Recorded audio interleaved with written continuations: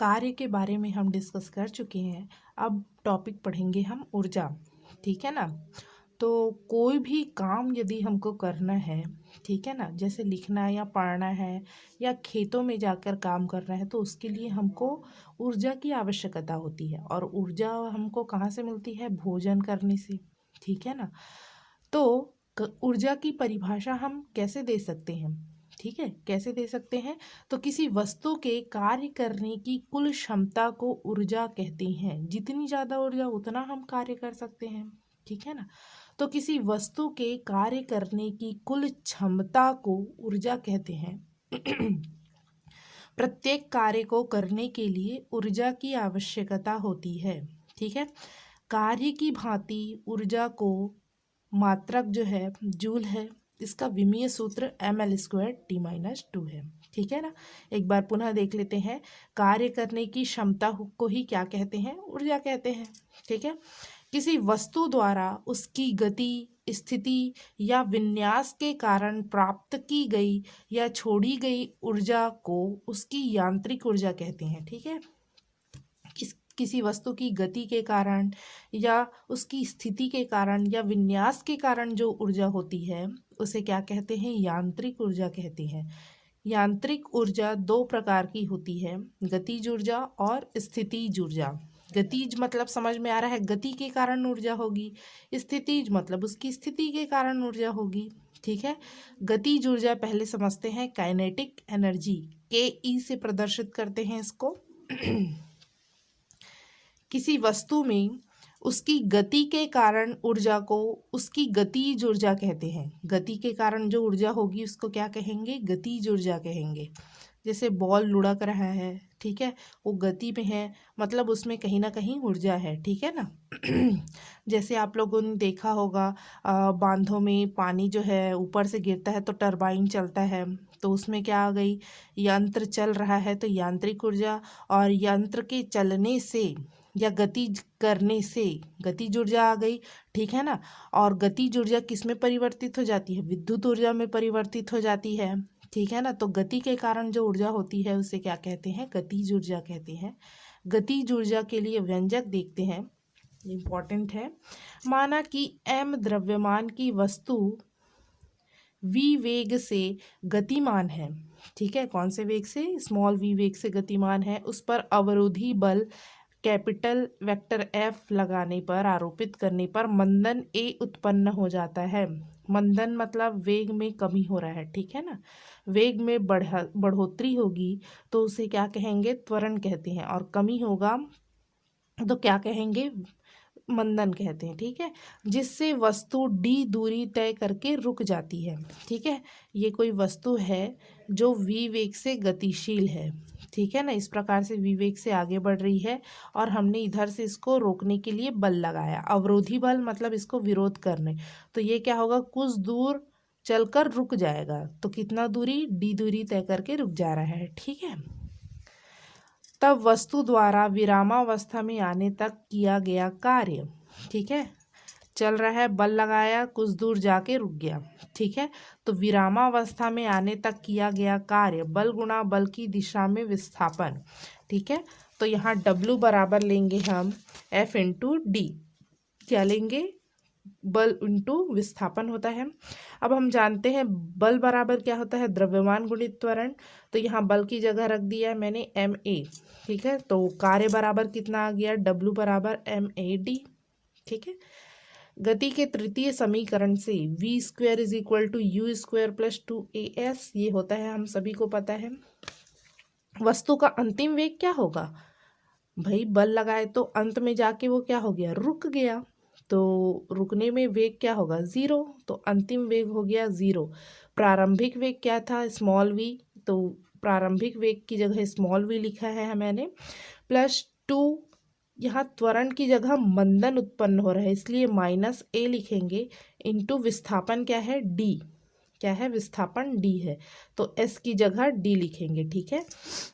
तो -2ad बराबर क्या हो जाएगा? ये v² को इधर पक्षांतर कीजिए तो -v², दोनों क्या हो जाएंगे? कैंसल हो जाएंगे, प्लस माइनस माइनस।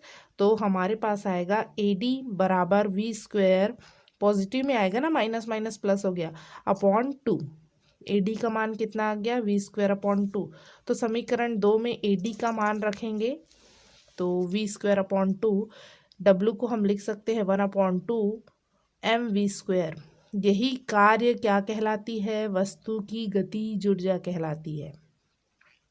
यही वस्तु की गतिज ऊर्जा होगी। अतः वस्तु की गतिज ऊर्जा, कार्य करने की क्षमता को ही ऊर्जा कहते हैं ना। तो यहाँ वेग के पदों में है, मतलब गति के पदों में है, तो यही कार्य किस रूप में आएगा, गतिज ऊर्जा के रूप में। तो काइनेटिक एनर्जी के से प्रदर्शित करते हैं इसको 1/2 mv²। ये याद रखेंगे फॉर्मूला को, ठीक है। अब देखते हैं संवेग तथा गतिज ऊर्जा में रिलेशन, संबंध क्या है। यदि वस्तु का द्रव्यमान m तथा वेग v हो, तो वेग से गति v वेग से गति कर रहा हो, तो संवेग बराबर क्या होता है, द्रव्यमान गुणित वेग होता है। यहाँ से वेग की वैल्यू निकाल लीजिए तो P/m हो जाएगा, पक्षांतर करने से गुणा है भाग में आ जाएगा, ठीक है। और काइनेटिक एनर्जी गतिज ऊर्जा का हम सूत्र अभी निकाले हैं 1/2 mv², तो लिख दिए, ठीक है ना। v की जगह P/m रखेंगे, ठीक है। तो P/m का होल स्क्वायर हो जाएगा, क्योंकि यहाँ वर्ग है। तो हमारे पास काइनेटिक एनर्जी का सूत्र क्या आ गया, एक m कैंसिल हो जाएगा ना, ये ऐसा बनेगा 1/2 mp²/m², एक m कैंसिल हो जाएगा, तो p²/2m बचेगा, ठीक है। या p के पदों में निकालना चाहें तो क्या होगा, 2m पक्षांतर हो जाएगा, तो काइनेटिक एनर्जी इंटू 2m और √ओवर में हो जाएगा, ठीक। तो ये इस प्रकार से संवेग तथा गतिज ऊर्जा में संबंध होगा, ठीक है। नेक्स्ट टॉपिक है हमारा शक्ति, पावर, ठीक है ना। कोई 50 किलो चावल का बोरी आसानी से उठा लेगा और कोई जो है उसको बहुत मेहनत के बाद उठाएगा, तो हम कहेंगे किसका पावर ज़्यादा है, जिसने आसानी से उठा लिया, ठीक है ना। तो किसी कार्यकर्ता के कार्य करने की दर को उसकी शक्ति कहते हैं, ठीक है। उसने चावल के बोरे को आसानी से उठा लिया, कम समय में, बहुत ही जल्दी, ठीक है। उसने बहुत मेहनत के बाद, थोड़ा समय लेने के बाद किया, तो कहीं ना कहीं शक्ति क्या है, किस पर डिपेंड कर रही है, समय पर। और भाई बोरी को उठा रहे हैं मतलब क्या हो रहा है, कार्य हो रहा है कि नहीं, बल से उठा रहे हैं, और बोरी में क्या हो रहा है, विस्थापन हो रहा है, तो कार्य हो रहा है। और कार्य किस पर निर्भर कर रहा है, जिस समय पर। तो किसी कार्यकर्ता के कार्य करने की दर को उसकी शक्ति कहते हैं, क्या कहते हैं, शक्ति कहते हैं। कोई कार्यकर्ता इकाई समय में जितने कार्य को करता है उसे उसकी शक्ति कहते हैं। कार्य करने की दर मतलब कार्य बटे समय, दर आ गया मतलब समय से डिवाइड करना है हमको, ठीक है। शक्ति बराबर कार्य बटे समय। एक और परिभाषा क्या बना सकते हैं हम, समय बराबर मैंने ले लिया इकाई, इकाई मतलब एक, ठीक है। देयरफॉर शक्ति बराबर कितना आएगा जी, शक्ति बराबर आएगा कार्य। इसलिए एक और परिभाषा ये जो नीचे लिखा हुआ है, इकाई समय में जितना कार्य करेगा वही उसकी क्या कहलाएगी जी, शक्ति कहलाएगी, ठीक है। तो यदि गणितीय रूप इसका याद है तो आसानी से परिभाषा भी बना सकते हैं, या फिर बोल सकते हैं कार्य बटे समय है तो कार्य करने की दर को शक्ति कहते हैं, ठीक है। यदि कोई कार्यकर्ता अल्प समय अंतराल ∆t में अल्प कार्य ∆w करता है, बहुत ही अल्प है, तो तात्क्षणिक बोलते हैं हम उसको। तो तात्क्षणिक शक्ति P = ∆w/∆t होगा, ठीक है। यदि वस्तु पर नियत बल वेक्टर F लगाने पर t समय में वस्तु का विस्थापन ∆t होता है, तो कार्य बराबर सूत्र क्या होता है, बल गुणित विस्थापन, ठीक है। शक्ति बराबर P बराबर क्या होता है, कार्य बटे समय, ठीक है। तो कार्य का सूत्र हमारे पास बल गुना विस्थापन आ गया। शक्ति P बराबर कार्य करने की दर मतलब W/T। कार्य का मान रख दीजिए F × D / T, ठीक है। F को एज इट इज़ रहने दो, विस्थापन बटे समय क्या बन जाएगा जी, विस्थापन बटे समय वेग बन जाएगा, ठीक है। तो F × V हो गया, ठीक है। और vector F dot vector V है, ठीक है। तो vector A dot vector B को मैं क्या लिख सकती हूँ, ए बी कॉस थीटा। तो वैसे ही इसको मैंने क्या लिखा, पी बराबर एफ वी कॉस थीटा, ठीक है। क्या लिखेंगे, F V cos theta. Vector A dot vector B क्या होता है, ए बी कॉस थीटा। तो वैसे ही vector F dot vector B क्या होगा, एफ वी कॉस थीटा। यदि वस्तु में विस्थापन बल की दिशा में हो तो, किस दिशा में हो रहा है, जिस दिशा में बल लगा रहे हैं उसी दिशा में विस्थापन हो रहा है। तो दोनों के बीच का कोण क्या होगा जी, थीटा बराबर क्या हो जाएगा, 0। तो यहाँ थीटा बराबर मैंने 0 रख दिया। कॉस 0 की वैल्यू क्या होती है, 1 होती है। तो एफ वी आ गया, पी बराबर कितना आ गया, एफ वी। तो एक सूत्र ये है, पी बराबर डब्ल्यू अपॉन टी। एक सूत्र क्या आ गया, बल गुणित वेग शक्ति का, ठीक है। शक्ति का मात्रक होता है वाट। क्या होता है, वाट। बहुत ही छोटी मात्रक है ये, ठीक है ना। इसमें जो है इसलिए बड़े बड़े मात्रकों का उपयोग करते हैं। हॉर्स पावर, अश्व शक्ति, ठीक है ना। जो मोटर मशीन होते हैं पानी निकालने के लिए, वो भी हॉर्स पावर के होते हैं। आप लोगों को पता होगा, खेतों में लगे रहते हैं 3 हॉर्स पावर या 5 हॉर्स पावर, ठीक है ना। P is equal to W upon T is equal to W का मात्रक जूल कार्य का, और समय का मात्रक सेकेंड। 1 जूल बटे 1 सेकेंड को कहा मैंने 1 वॉट। जूल बटे सेकेंड क्या कहलाता है, वाट कहलाता है, ठीक है। तो यहाँ से 1 वाट की परिभाषा बना सकते हैं कि 1 सेकेंड में 1 जूल का कार्य किया जाए तो शक्ति 1 वाट कहलाती है, ठीक है। 1 सेकेंड में 1 जूल कार्य किया जाए तो शक्ति कितनी कहलाती है जी, 1 वाट कहलाती है, ठीक है। परिभाषा भी बन गया हमारा। अब देखते हैं हॉर्स पावर और वाट में क्या संबंध है। वाट बहुत ही छोटी क्वांटिटी है, इसलिए शक्ति को मापने के लिए हॉर्स पावर, ठीक है, इसका इस्तेमाल किया जाता है। किलोवाट घंटा, बिजली का जो होता है ना उसको यूनिट, उसको किलोवाट घंटा में नापा जाता है, क्योंकि वाट जो है बहुत छोटी क्वांटिटी है।